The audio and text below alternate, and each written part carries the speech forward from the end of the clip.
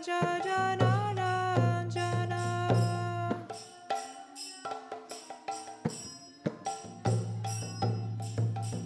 Yasodanandana Vraja Janaranjana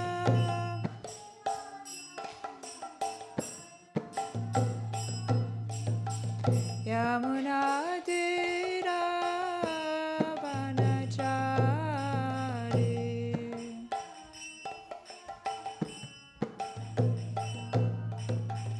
Yamunadira Vanachari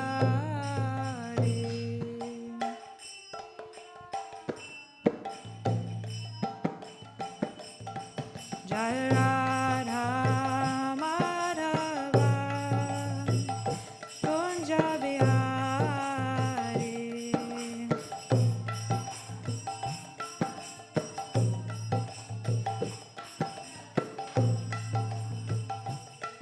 Jaya Radha Madhava Kunja Bihari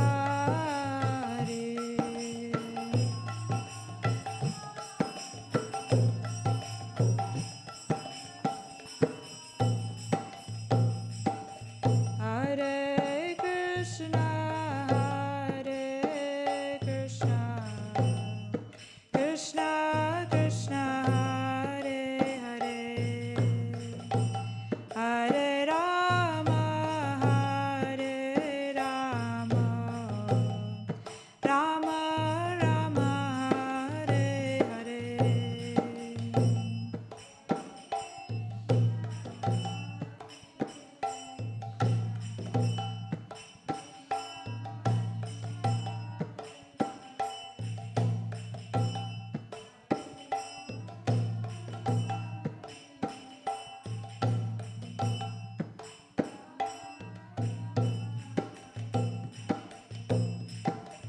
Hare Krishna, Krishna Krishna, Hare Hare, Hare Rama, Hare Rama, Rama Rama, Hare Hare,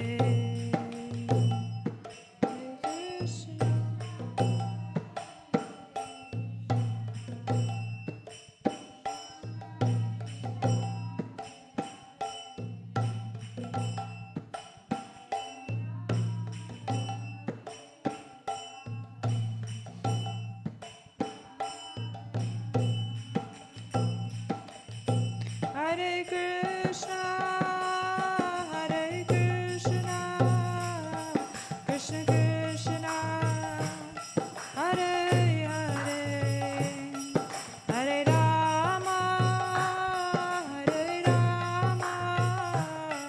Rama Rama, Hare Hare.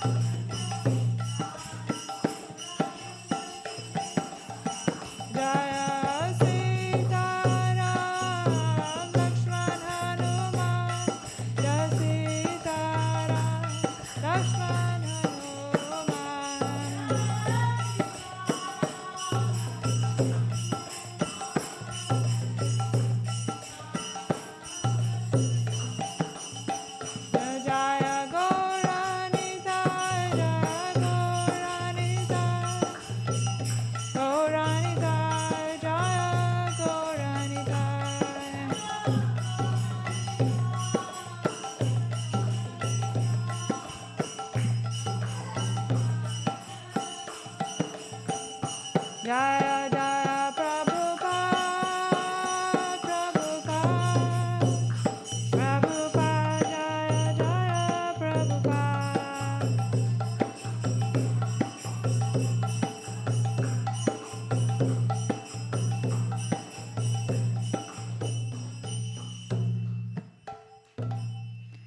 Jai Gaur Premanande. Srimad Bhagavad Gita ki Jai.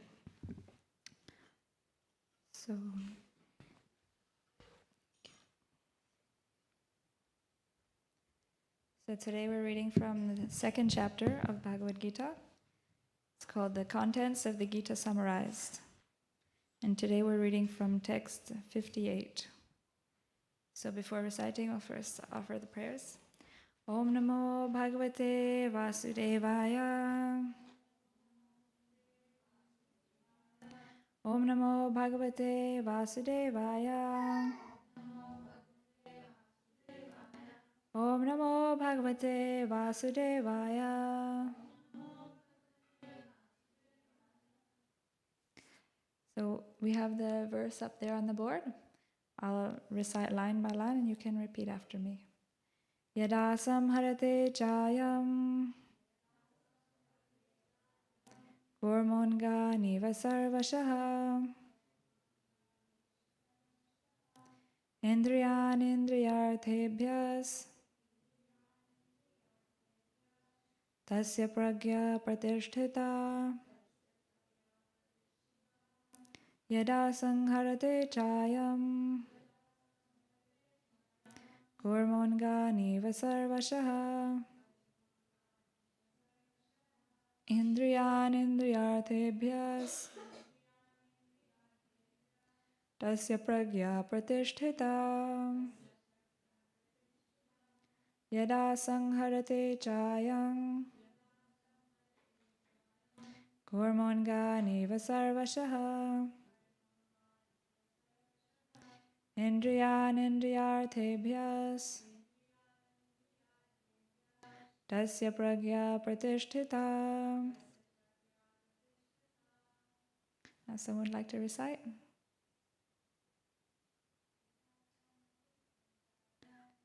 Yada sangharate chayam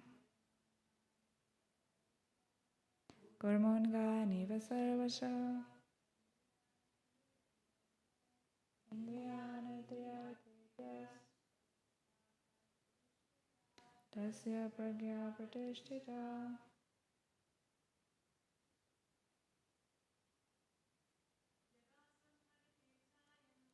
Yada samharate chayam Kurmonga niva sarvashaha Indriyan indriyarthebhyas Tasya pragya pratisthita. Thank you. Okay, we'll do the word for word. Yada, when. Samharate, winds up. Cha, also. Ayam, he. Kurma, tortoise. Angani, limbs. Eva, like. Sarvashaha, altogether. Indriyani, senses. Indriyarthebhyaha, from the sense objects. Tasya, his. Pragya, consciousness. Pratisthita, fixed. Now read the translation purport by His Divine Grace Srila A.C. Bhaktivedanta Swami Srila Prabhupada. One who is able to withdraw his senses from sense objects, as the tortoise draws its limbs within the shell, is firmly fixed in perfect consciousness. Purport. The test of a yogi, devotee, or self-realized soul is that he is able to control the senses according to his plan. Most people, however, are servants of the senses and are thus directed by the dictation of the senses. That is the answer to the question as to how the yogi is situated. The senses are compared to venomous serpents. They want to act very loosely and without restriction. The yogi or the devotee must be very strong to control the serpents, like a snake charmer. He never allows them to act independently. There are many injunctions in the revealed scriptures. Some of them are do-nots, and some of them are do's. Unless one is able to follow the do's and the do-nots, restricting oneself from sense enjoyment, it is not possible to be firmly fixed in Krishna consciousness. The best example set herein is the tortoise. The tortoise can at any moment wind up its senses and exhibit them again at any time for particular purposes. Similarly, the senses of the Krishna-conscious persons are used only for some particular purpose in the service of the Lord and are withdrawn otherwise. Arjuna is being taught here to use his senses for the service of the Lord, instead of for his own satisfaction. Keeping the senses always in the service of the Lord is the example set by the analogy of the tortoise, who keeps the senses within. So before we begin to speak, I'd like to recite some prayers to our spiritual masters from whom we have received this knowledge. Om Jnana Timirandhasya Jnananjana Shalakaya Chakshururmilitam Yena Tasmai Shri Gurave Namaha Shri Chaitanya Manobhishtam Sthapitam Yena Bhutale Swayam Rupa Kadamhayam Dadati Swapadantikam Vandeham Shri Guru Shri Yuta Padakamadam Shri Gurun Vaishnavamscha Shri Rupam Sagrajatam Sahagana Raghunathanvitam Tam Sajivam Sadvaitam Savdutam Parijana Sahitam Krishna Chaitanya Devam Shri Radha Krishna Padan Sahagana Lalita Shri Vishakhanvitamscha He Krishna Karuna Sindhu Dinabandhu Jagatpate Gopesha Gopika Kanta Radha Kanta Namostate Tapta Kanchana Gaurangi Radhe Vrindavaneshwari Vrishabhanu Sate Devi Pranamami Hari Priye Vanchakalpatrubhyascha Kripasindhubhyevacha Patitanam Pavanebhyo Vaishnavebhyo Namo Namaha Namo Vishnupadaya Krishna Prasthaya Bhutale Srimate Bhaktivedanta Swaminiti Namine Namaste Saraswati Deve Gauravani Pracharine Nirvishesha Shunivari Paschatya Deshatarine Jai Shri Krishna Chaitanya Prabhu Nityananda Shri Advaita Gadadhara Shivasari Gaura Bhaktavrinda Hare Krishna Krishna Krishna Hare Hare Hare Rama Rama Rama Hare Hare. So I'll read the verse once again. One who is able to withdraw his senses from the sense objects, as the tortoise draws its limbs within the shell, is firmly fixed in perfect consciousness. So here in this verse, Krishna is speaking to Arjuna, and he's advising Arjuna about how to control the senses, because to advance in spiritual life, then we have to control our senses. And here he gives the example of a turtle, how the turtle, sometimes it pulls its arms and legs inside its shell. So similarly, the devotee, he also withdraws his senses from engagements that are not related to Krishna. Whenever there's something that's not related to Krishna, then he draws his senses within himself. He doesn't use his time and energy for engaging in activities that will not be helpful for his advancement in Krishna consciousness. So this is the determination of a devotee, that he doesn't want to use his senses or his time or his energy for anything that will not help him develop his Krishna consciousness. In the Srimad Bhagavatam, there's a verse that says that whatever activities one does, they're only so much useless labor. Shrama eva hi kevalam, if they do not help us to develop attachment to the message of Lord Shri Krishna. So here Krishna is advising Arjuna to how to withdraw his senses. So for example, if we an example of an engagement, like eating. So then a devotee, if there is some food there that's not prasadam, then the devotee, he will withdraw his senses, he won't eat it, but rather he will use his senses to honor the Krishna prasadam. Also similarly with the ears, if there is some music going on that's not Krishna conscious, there's some karmi, some materialistic song playing that has nothing to do with Krishna, then the devotee will not listen to it. Rather, he'll go and listen to places where the glories and the topics of the Lord are being discussed, or he'll read the literature. Similarly, literature is also, the devotee doesn't waste time reading mundane literature that has no benefit for the soul, because the devotee understands the devotee understands his identity as the eternal servant of Krishna, and he knows that the purpose of his life is to reestablish his connection with Krishna, because that is the only thing that can give him true satisfaction in life. Everything else, any kind of sense gratification that we can get with our material senses, they can't actually satisfy us. That's why in the Bhagavad Gita 5.22 it says, Yehi samsparshaja bhoga dukkhayo naya evate adyantavanta kaunteya nateshu ramate buddha. That an intelligent person, he doesn't take part in the senses, or he doesn't take part in sense gratification, knowing well that such activities, they have a beginning and an end. They're all temporary. And they're actually the sources of misery. So, an intelligent person doesn't take part in such activities. Because, this is the nature of sense enjoyment. Although it may seem palatable, pleasurable in the beginning, but it's very temporary, it doesn't last long, and it ends in misery. This is the nature of sense enjoyment. Just like if you want to eat something nice, then if you have a nice cake, then it tastes good in the beginning, but there's only so much cake that you can eat. It's very temporary and limited. And then, if you eat too much, then afterwards you feel bad.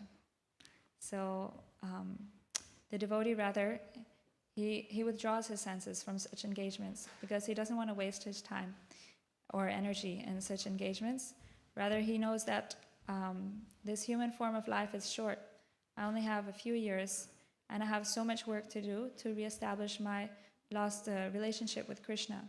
Because at the end of this life, I don't want to have to take birth again and again suffer, birth, death, old age, and disease, having to grow up, to go to school, and all the so many sufferings that we have to go through if we have a material body. So the devotee doesn't want to take all the trouble to take another birth. So the devotee he tries to make the most out of this life, to use all his time and energy to reestablish that lost relationship with Krishna, so that at the end of this body, when we give up this body, then we can go straight back to Goloka Vrindavan, to the spiritual world, and there we can get an eternal body, which is full of bliss, full of knowledge, never gets disease, never gets old, never dies, and there we're always blissfully engaged in the loving service of Krishna. So this is the perfection of life that the devotee aims for. And and this is how the devotee plans his life. I thought it was interesting here how Srila Prabhupada said in the first sentence of the purport, he said, the test of a yogi or a self-realized soul is that he is able to control the senses according to his plan. So this means that the devotees, they do make plans. They plan how to control their senses. Some people think that devotees, they shouldn't make plans. They should just, surrender to Krishna and let Krishna do whatever. That's true also, but still the devotee, he makes plans on how to best serve Krishna and how to control his senses so that he can use them for Krishna. So, this is a good use of our intelligence. In the Bhagavad Gita, Krishna says, Mayarpita mano buddhi, like we should utilize our mind and intelligence in him. So this is a good use of our intelligence, how to plan, how we can make progress in spiritual life, and how we can properly utilize our senses for that purpose. So, like for example, if we know that if I'm associating with people who like to drink, then probably I'll end up, drinking as well. If I associate with people who eat meat, then probably I'll also end up eating meat.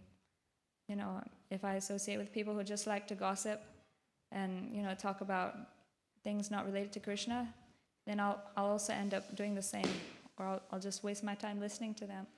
So then the devotee, he plans how to avoid such situations, how to avoid the company of people who are not good association, how to avoid having to come into situations that won't be favorable for his devotional service, and that will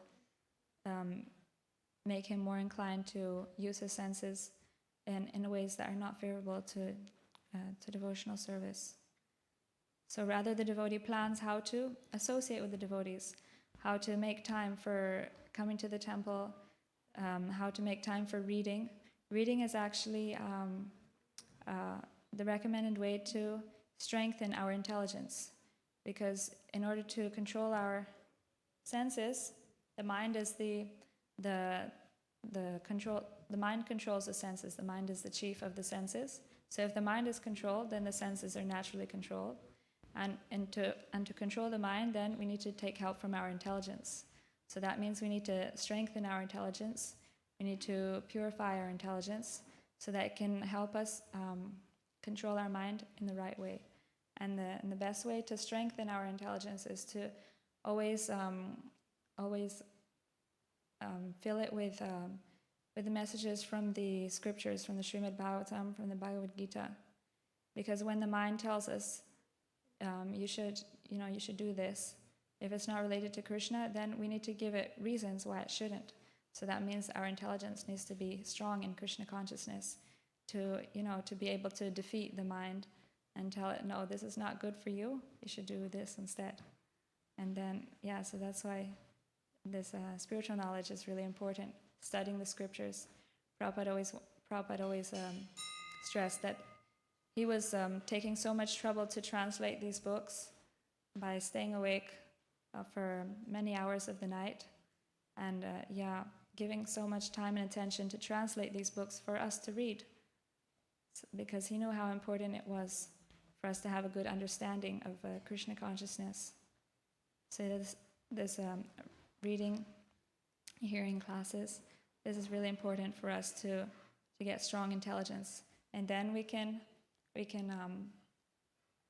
control our mind. We can fix it on Krishna, and then when our mind is fixed on Krishna, then naturally our senses, they will also follow, because the senses are under the control of the mind, and they'll also be engaged in Krishna's service. So we should make plans how to control our senses, and avoid situations that will not be favorable for devotional service. There's the example of Ajamil, that he was actually a good boy. He was a son of a Brahmana, and his Brahmana was his father. He was a devotee. He was engaged in worshipping, it said, the Shalagram Shila.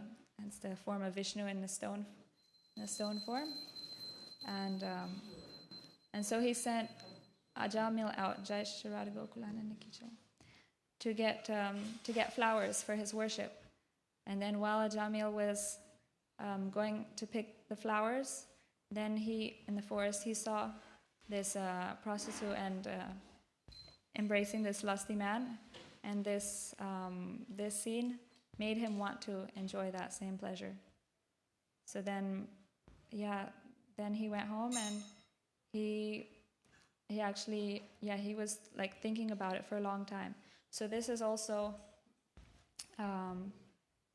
explained in the Bhagavad Gita, that it all starts in the mind. When we start thinking about it, then that leads to attachment. Dhyato vishayan pungsang, sangas teshu bhajayate, Sangat sanjayate kama, kama krodha bhijayate.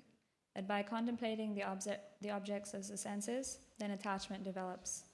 So, therefore, it's important to stop it while it's still in the mind.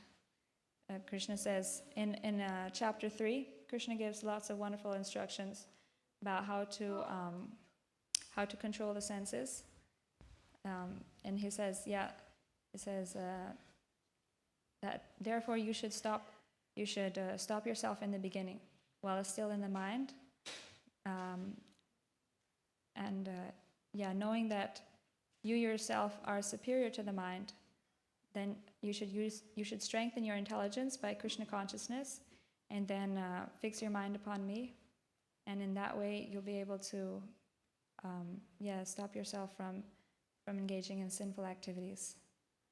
So as soon as a sinful thought enters your mind, just immediately, take it to the lotus feet of Krishna, take shelter of Krishna, and ask him to protect you, because Maya is very strong. And the more we contemplate the objects of sense gratification, then we become attached. And when we become attached to enjoying it, then it's very difficult to stop yourself from actually going and getting that thing that you want. So this is the story of Ajamil, that in his mind he kept on thinking about it, and the more he thought about it, the more he became attached to also enjoying that lady in that way. And so then actually he went and he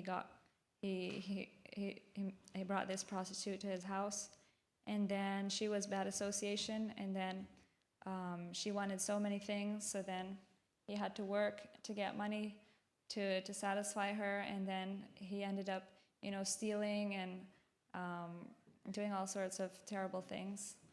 And finally, at the end of his life, the Yamadutas came to get him. But the wonderful thing about devotional service is that it's so powerful that even a little bit of devotional service can save us from the greatest type of fear, which is having to go to hell. So, because in the beginning he had helped his father in performing devotional service, so by Krishna's arrangement, even though he had totally forgotten everything about his devotional life, he was completely engaged in sinful activities, still by Krishna's arrangement he named his little son Narayana. And so at the time of death, when he saw the Yamadutas, he became so afraid that he just spontaneously he started to call for his son, Narayan, Narayan, Narayan. And as soon as he called for Narayan, then the Vishnu Dutas came, because they said, oh, this person is chanting the name of our master, so we have to protect him now. That's the power of the holy name also.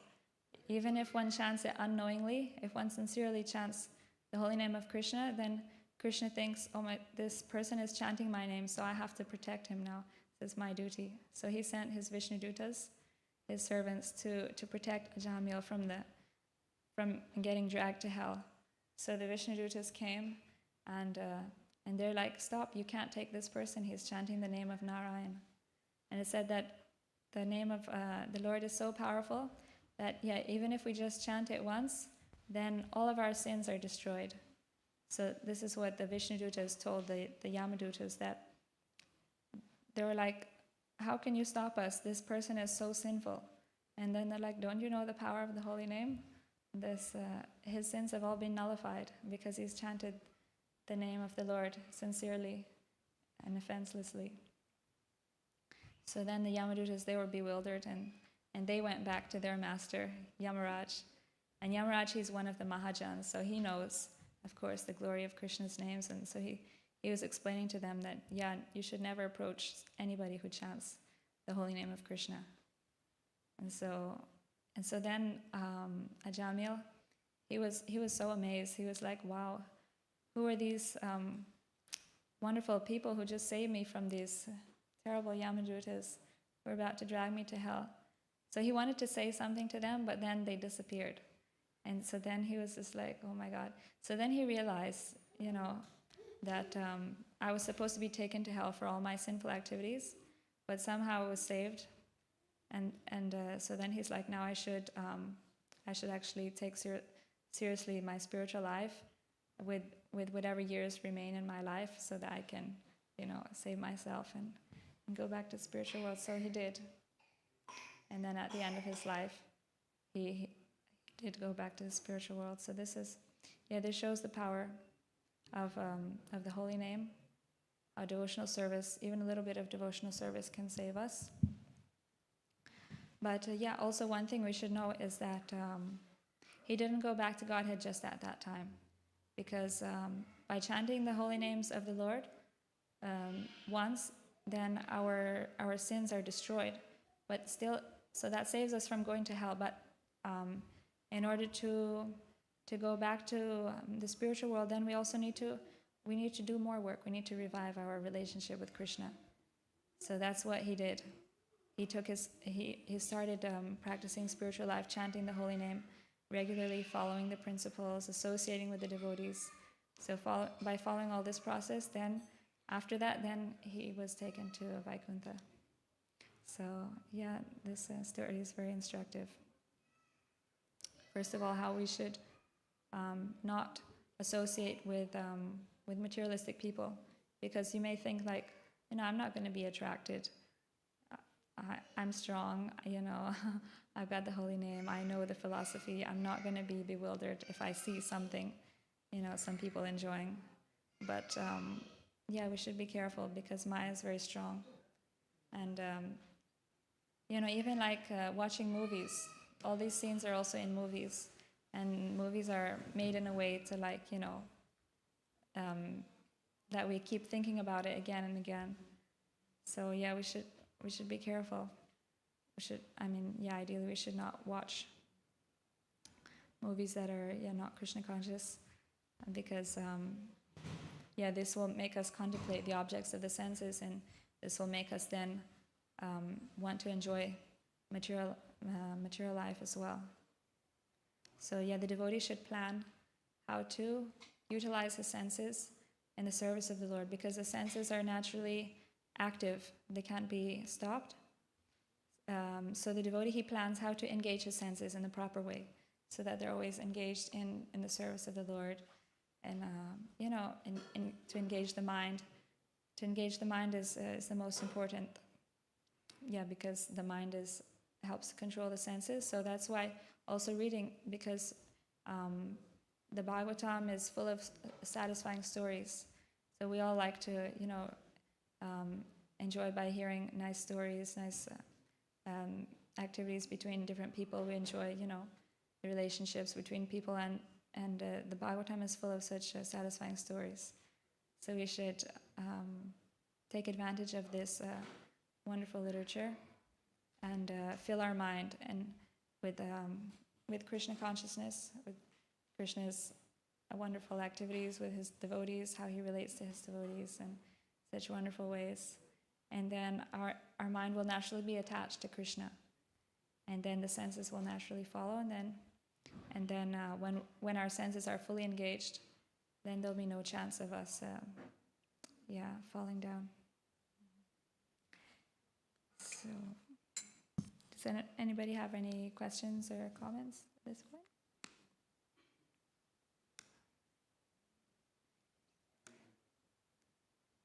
Yeah.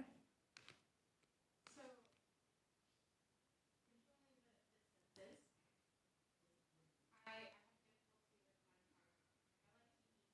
always so much good food in front of me. But am I still feeding, am I still training my intelligence by eating lunch and then going to get Mahaprasad and I'm not really hungry, and then going to get more Mahaprasad because someone gave me Mahaprasad, and then having like a big dinner because there's a feast? Am I still training my intelligence by giving into my senses even though I'm consuming prasad? Yeah, well, Prabhupada said that we should control our senses by eating only Krishna prasad. So if it's prasad, it's not very harmful. But if you're not feeling sick by eating too much, then it's fine. Right? Prabhupada said that you should eat how much you can digest. So if you can digest it, fine. You can still wake up, for Mangalarti and, be fine. Then it's fine. Eat Krishna prasadam.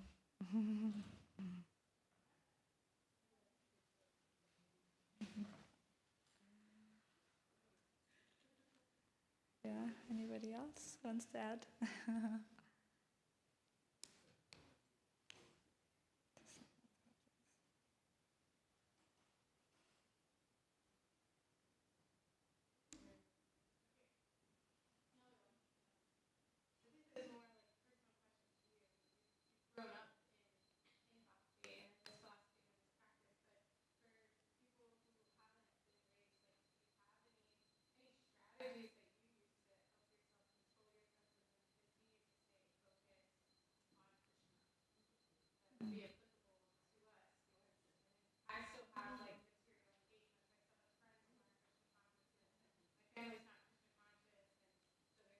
like outside energy that I'm dealing with. Mm.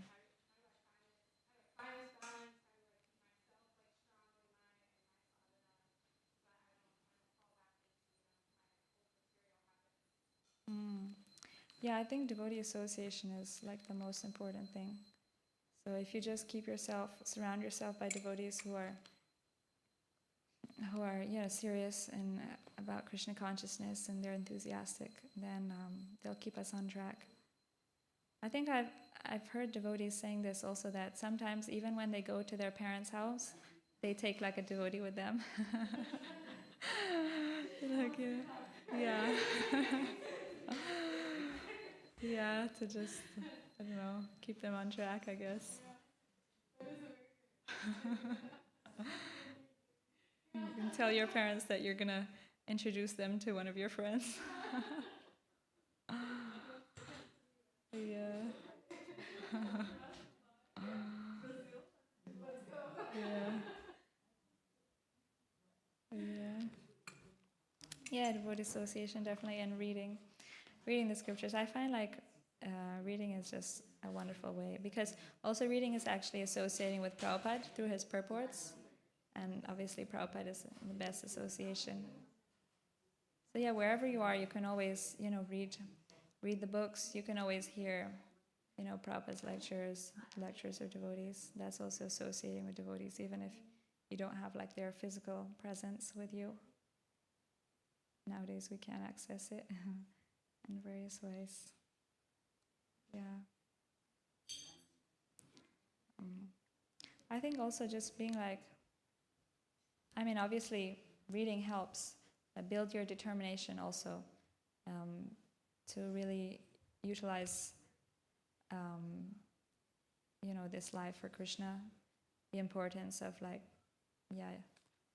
importance of Krishna consciousness, the value of developing Krishna consciousness, and then naturally you'll want to avoid things that don't help you achieve your goal. Krishna consciousness.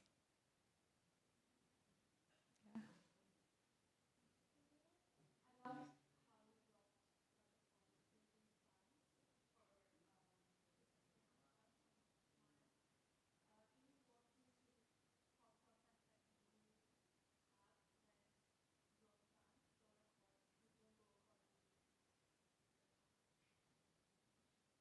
My plans don't go according to my plan. Yeah, then we have to just. I can think of like before coming to England here, before coming to the manor, we were in France. We were in New Mayapur, and I was happy there. I was like engaged in service, and I didn't want to leave. But then my father and my sister were like, no, we should go to the manor. And then I was just like, okay, whatever, I'll probably get more opportunities there as well. Yeah. So it wasn't.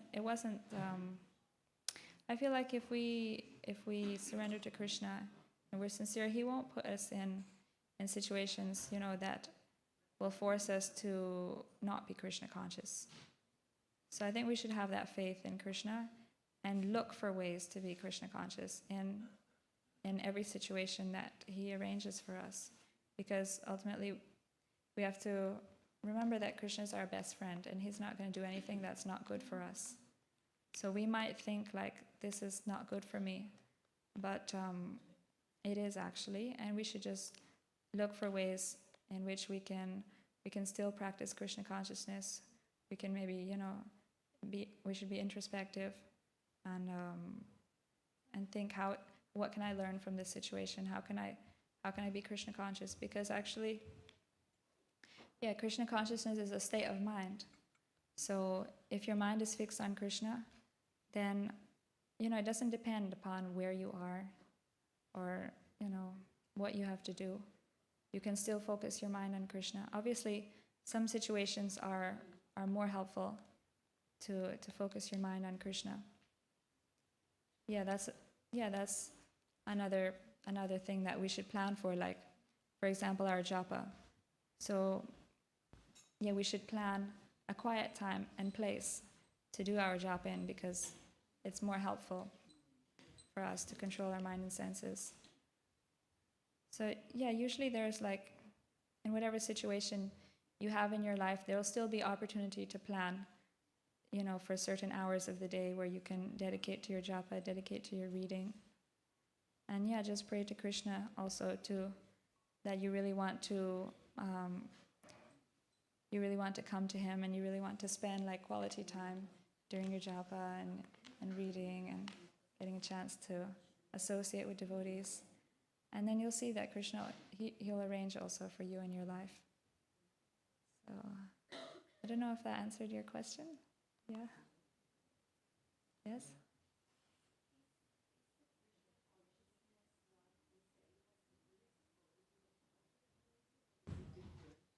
Yeah, Krishna consciousness is different from Hinduism, because as far as I understand Hinduism, in Hinduism we worship many gods. They worship many gods.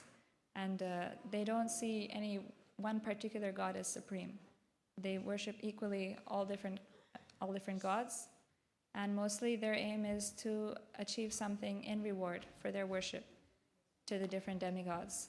So it's not like a selfless service. They don't, they're not hoping to develop, like, a loving relationship with the demigod. It's mostly like they worship them to get something from them for their enjoyment, right? So Krishna consciousness is different, because in Krishna consciousness we just focus on Krishna as the Supreme Personality of Godhead, and everyone else is under him as servants of Krishna. In the Chaitanya Charitamrita there's a nice verse. It says, Ekala Ishwara Krishna ar sababhritya yarataiche naiche, that Krishna is the Supreme Personality of Godhead, and everyone else is his servants, and they all dance according to his desire.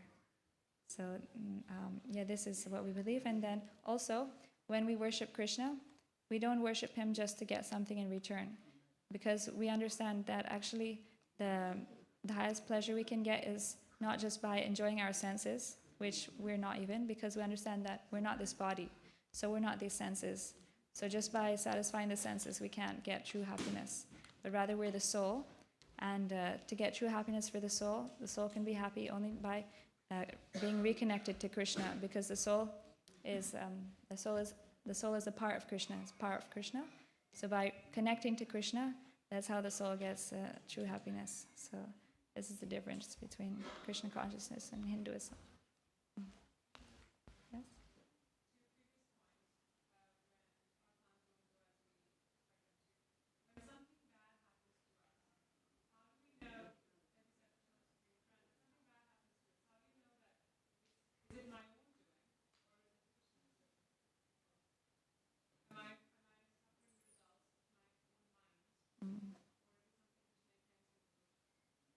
Yeah, the devotee always takes suffering as the results of his past karma, but he understands that it's not just his karma. Krishna also has his hand in that, because for a devotee who has surrendered to Krishna, then Krishna takes care of he takes charge of all the karma that the devotee had previously, and so then Krishna he specially arranges for us to receive only that much which will purify us from whatever attachments we have to material life, because the devotee may still have attachments to certain enjoyments, certain things in the material world. So just to purify us of those desires, then Krishna may make us go through certain experiences.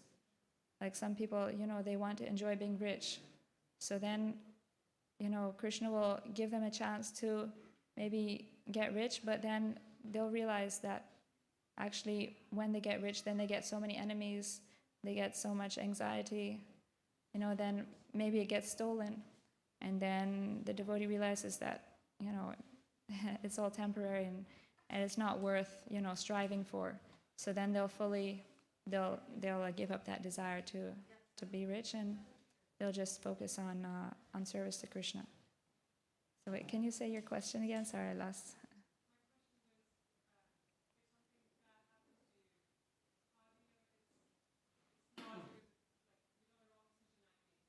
Mm.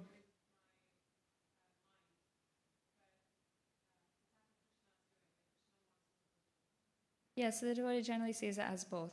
That whatever I'm suffering is because of my past karma, but also Krishna is just giving me like a small token of that. That I should have, I deserve to suffer much more, but Krishna is just giving me a tiny bit. So then the devotee, he just gratefully accepts it as,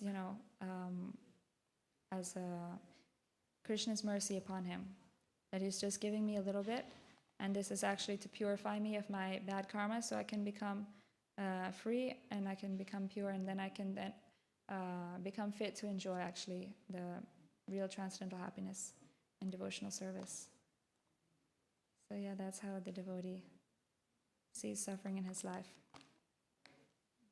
Okay. Anybody else?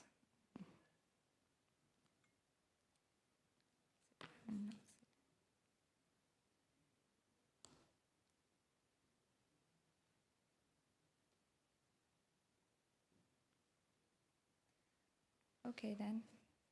If nobody has anything else to say, you can end here. We're going to have the arti in 5 minutes. So please stay. Hare Krishna.